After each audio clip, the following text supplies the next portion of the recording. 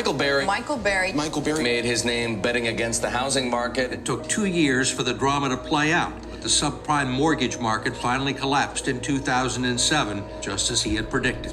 So you made a ton of money. Much more than I ever imagined, I'd ever have. When the great U.S. housing bubble burst in the middle to late 2000s, Michael Burry was one of the few investors who saw it coming. As depicted in the film, he made a tidy sum betting on the collapse of the financial system by purchasing credit default swaps on subprime mortgage bonds.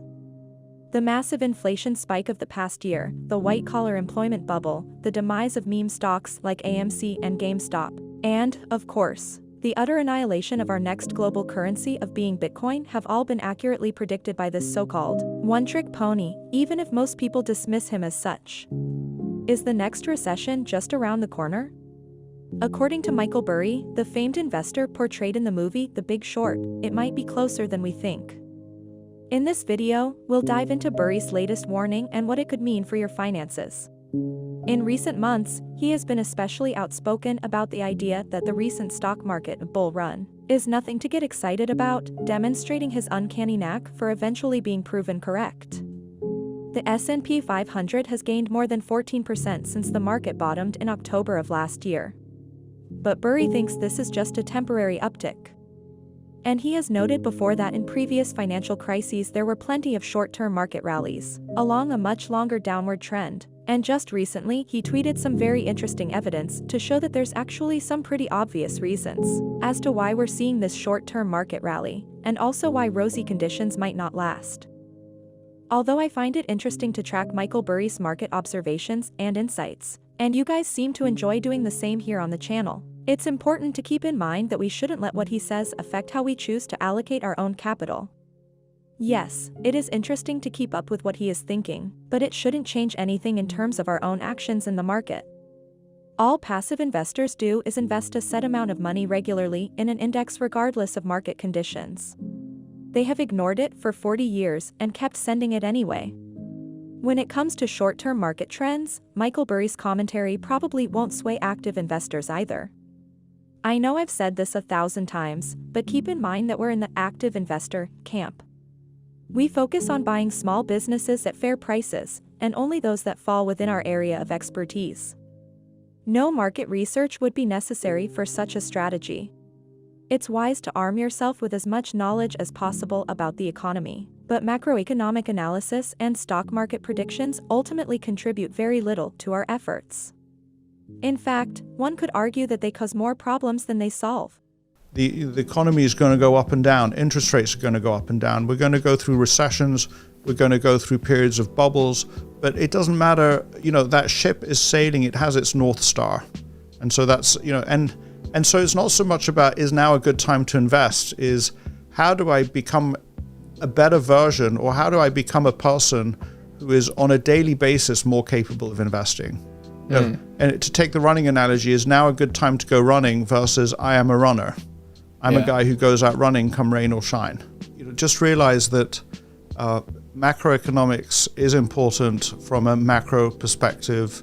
The people who run the country or the people who run the global economy do take important decisions. It's not a bad thing that newspapers cover it, because decisions on, say, interest rates, or a country like the UK leaving the European Union, or the World Trade Organization, or 1,000 different issues really do affect how the world economy develops.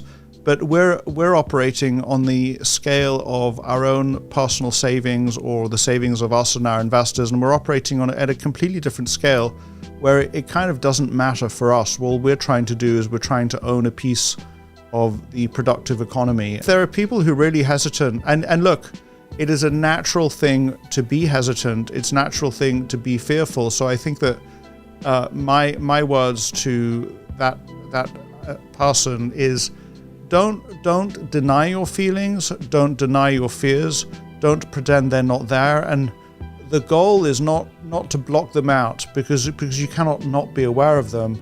The goal is to understand that they are not relevant for the thing that you're trying to do, and to sort of like see them for what they are, which is a distraction, a very powerful distraction that And the reason why they're so distracting is that they are relevant. In a certain way, where the elephants put their legs really does count for you. So it's not surprising that you want to pay attention to them, but you cannot affect the outcome of where their legs go. You cannot affect the outcome of where interest rates go, and what we need to do is develop the habits of the kinds of things that on a daily basis will get us closer to our goal. I would also tell you that, let's say that you're somebody who got caught up in, you look back on the last few years and decide that you invested far more or too much of your, say, investable funds into, say, crypto or something that was riding high but is now down a lot.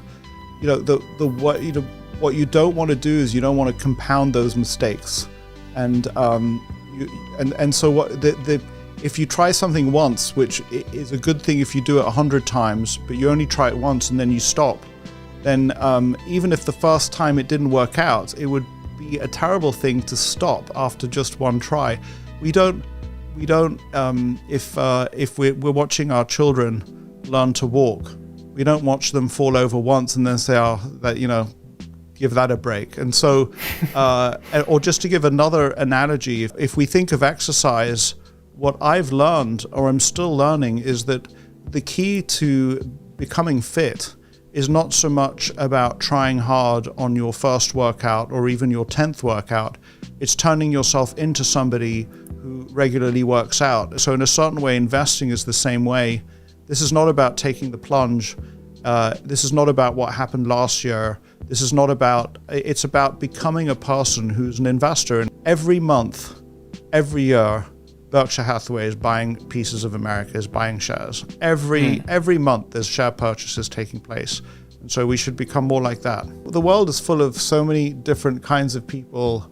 And I think that it comes down to the individual of knowing yourself and knowing who am I and what kind of relationship do I want to the world of business and investing, I guess. And I think that, all options are valid.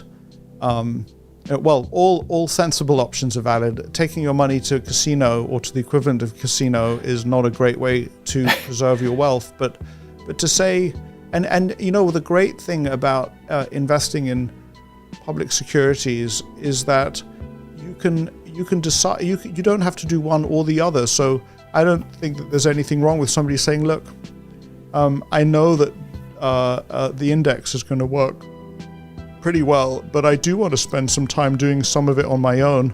So I'm going to do 1/3 the index, and I'm going to pick an index, and I'm going to do 1/3 individual stock picks, and I'm going to do 1/3 cash because that's going to make me feel safe. But I think that the key is to know yourself and know what your interests are.